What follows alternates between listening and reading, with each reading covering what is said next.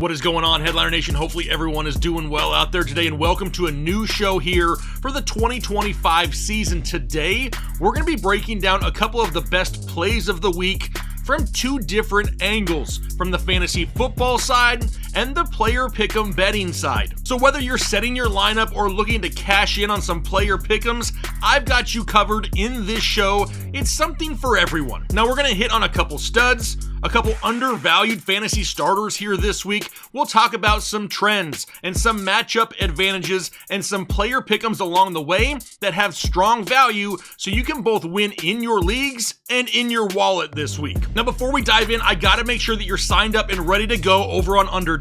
So head over to Underdog Fantasy or download the app, create a new account using the referral code Headliners when you do so. Then all you gotta do is make your initial deposit and play some player pick'ems with us this season. Now by signing up, you're gonna get some freebies from Underdog as well. You're gonna get a free player pick'em that you can pair with one of the players in today's show. But you're also gonna get a first time deposit bonus where they're gonna throw some bonus funds into your account as well. So be sure to get that account created with the promo code Headliners and come have some fun with us here in 2025. But all right, let's go ahead and talk about what this show is going to be, because I probably do things maybe a little bit differently when it at least comes to the player pick'em side. This isn't some video about let's get rich quick together. That is why so many people lose so often in sports betting. I would rather double or triple my money more consistently. And I'm not gonna sit here and lie to you, the viewing public, just like so many others will.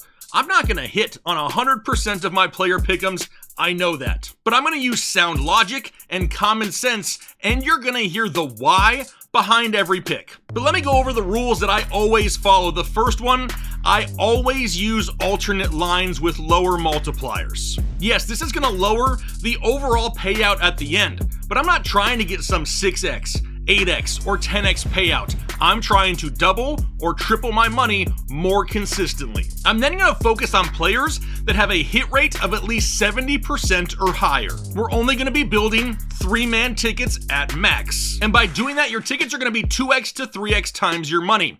We're also going to flex these options every single time the flex option shows above a 2x payout. But because we like to party and have a little bit of fun as well, I always create one slip every week that has a 4x payout or higher, just as something fun to do. But enough of that, let's go ahead and get into the players that we're talking about in today's show.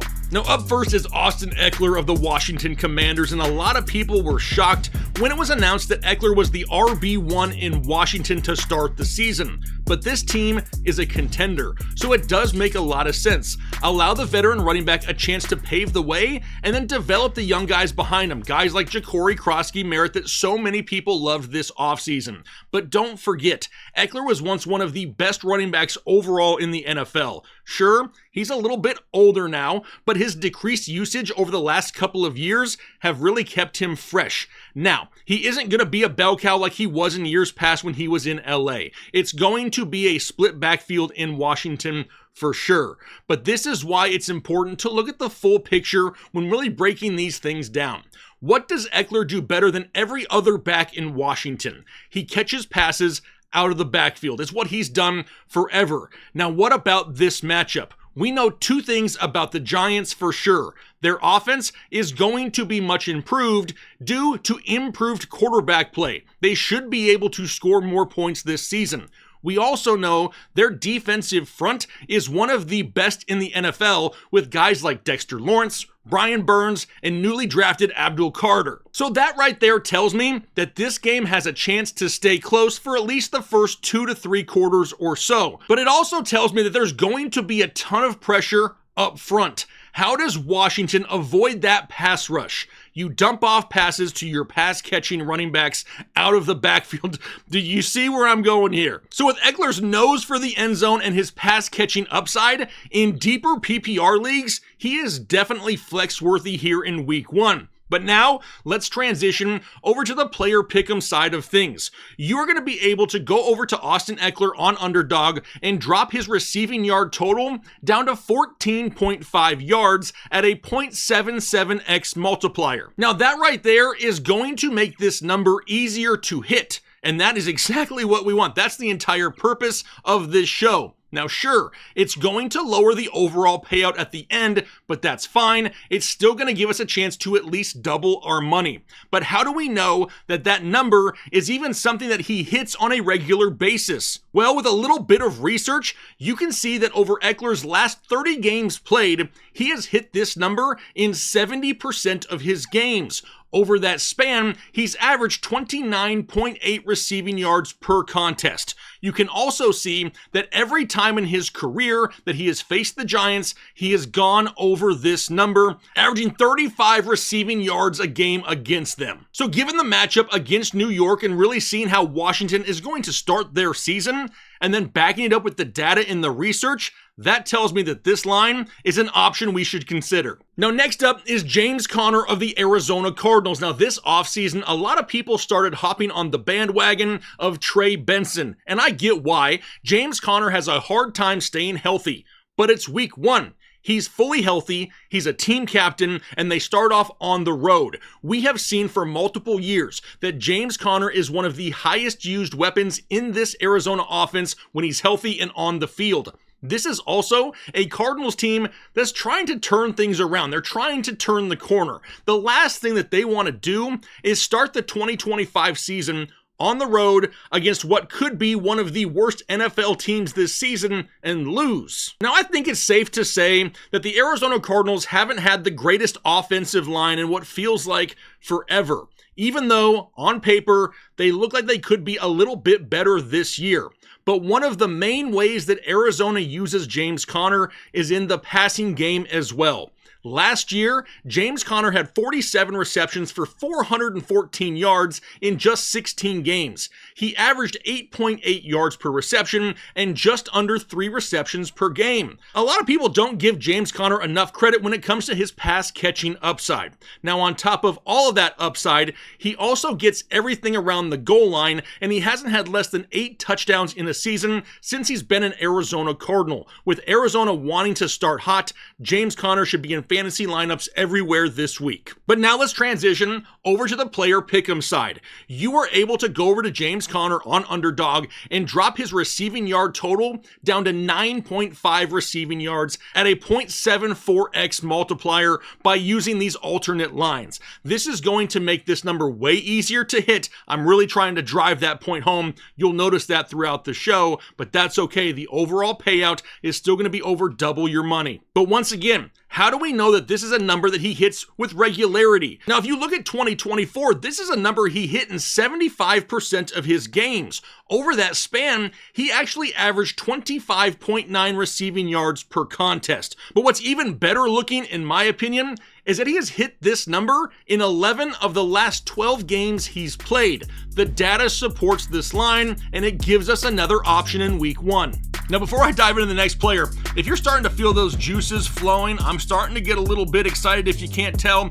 Let me tell you about NextPlay. See, I'll be here every single Friday handing out a few picks, but if you want infinitely more picks, you need to consider NextPlay. It has picks from all the different sites, all the different sports books, and they're going to keep you fed regularly. Now, most sites like this are going to charge you some crazy monthly or yearly fee that is just plain stupid. We needed something for everyone. We needed something that was dirt cheap. So for only $10.99 a month, you get access to all kinds of picks every single week with NextPlay. But let me let you in on a little secret. If you're a member of our channel, they're giving you 50% off your membership. We have a discount code in our Discord that's going to make that membership fee only $5.99 a month. And it's not just for the first month, it's forever. Heck, do you realize you can become a member of this channel and join NextPlay for cheaper than most people are going to pay for just NextPlay on its own? So head over to winnable.com/NextPlay and get signed up right now. There's links down below in the description. And next up is going to be Alvin Kamara of the New Orleans Saints, and once again, the Kamara disrespect was evident during the fantasy football draft season. I know the Saints are going to be bad. Probably really bad. I know their offense probably isn't going to score a ton of points this season, but did we forget about them last year? They were bad then too, and they ranked 24th in the NFL in points scored. Kamara still went out, had over 1,500 total yards and 8 total touchdowns while getting 89 targets in only 14 games. And that right there is the key.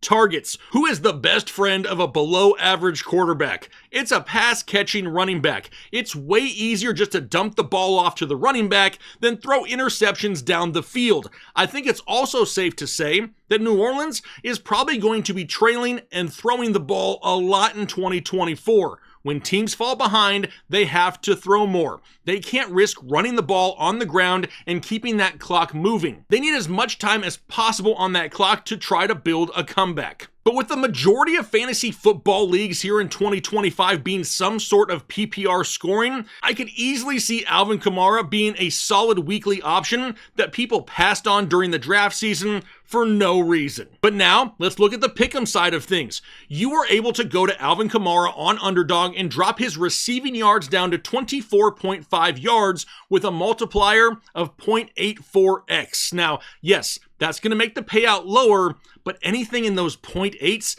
those are gold to us because that gives us the chance to triple our money in the end payout. But now let's dive into the research. Let's see if this number is attainable. Well, if you look at the 2024 season, he was able to hit this number 71% of the time and averaged 38.8 receiving yards per game. He then averaged over 7 targets per game and just under 5 receptions per game. For his career, he's averaging 8.3 yards per reception, so in reality, if he can catch 3 passes, this pick could definitely cash. He also had over 50 yards receiving the last time he faced off against Arizona. The data supports this line once again and gives us another option. Now, how about Joe Flacco, quarterback of the Cleveland Browns? And this one is for all you 2 quarterback and super flex folks out there. I know it's 2025 and we're still talking about Joe Flacco, but I also know he's on the Browns and that makes a lot of people gag from time to time. But look at the situation this week.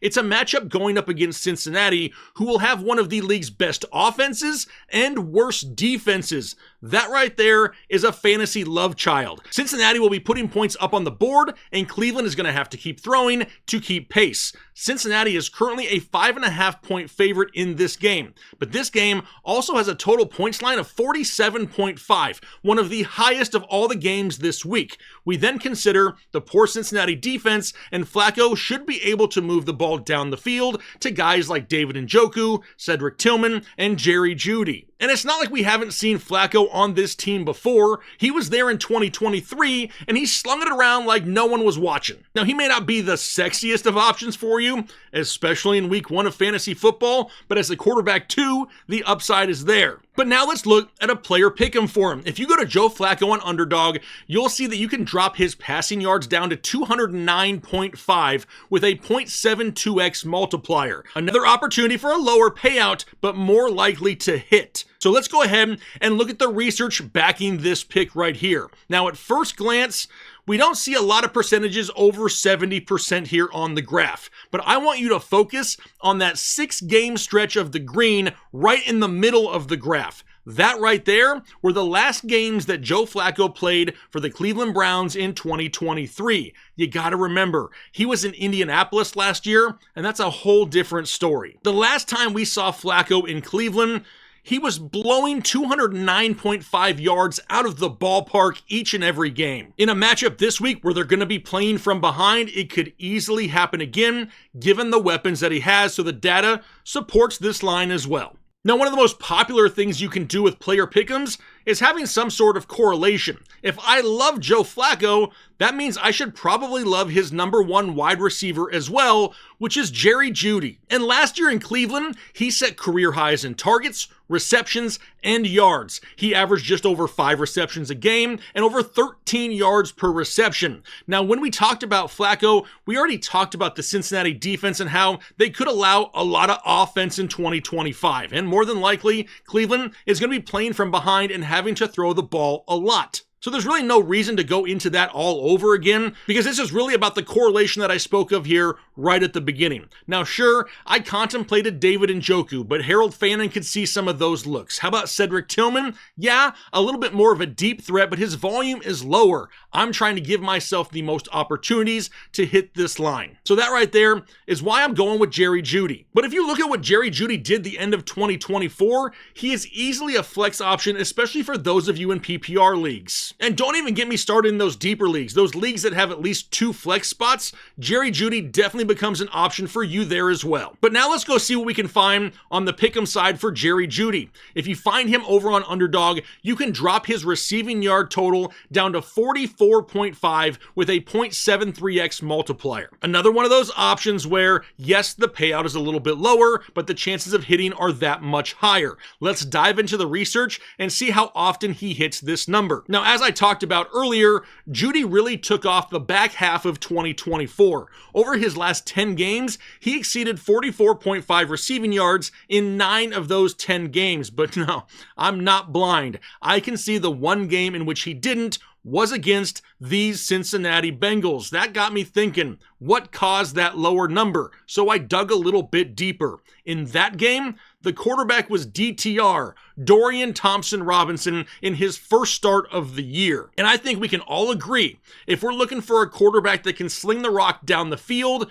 we're looking for Joe Flacco more so than DTR. So given this matchup and the past trending data, Jerry Jeudy is the option I'm going with in week 1. But let's do one more. Let's do Baker Mayfield of the Tampa Bay Buccaneers. And I don't know about you, but I am ready for part 2 of the Bake Show. And we get a great matchup to start the season going up against the Atlanta Falcons. When these two teams faced off against each other in 2024, they played 2 games against each other. In those 2 games, they scored 66 total points and 57 total points. It's like defense goes out the window when Tampa Bay and Atlanta play.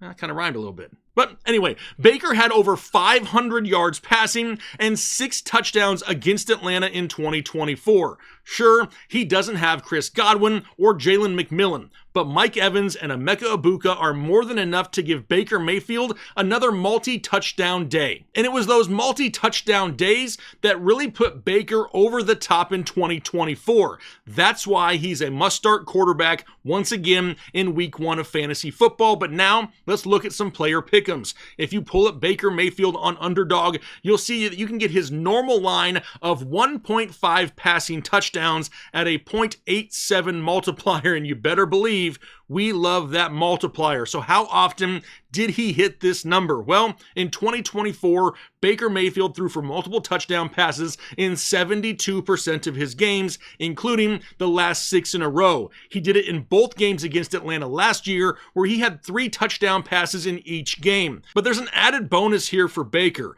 It's the running backs in this offense. They are a huge boost to the passing game. Both Rachaad White and Bucky Irving combined last year for 98 receptions, just under 800 yards, and 6 touchdowns in the passing game alone. That right there is going to help make up the difference for the injuries that are currently in the receiving game right now. But with Mike Evans and Emeka Egbuka, with Baker inside in a dome, should definitely have a great chance at hitting this number once again. Now, as we get closer to kickoff, these lines could slightly change. The multipliers, they could change as well. Just look at the graphs provided in today's show and see if it still makes sense for you to go with those numbers if they've changed. Just please, don't forget to stick to the rules that we talked about at the beginning of the show. Only 3-man tickets, and any combination of the players in today's show will at least double or triple your money if they can hit.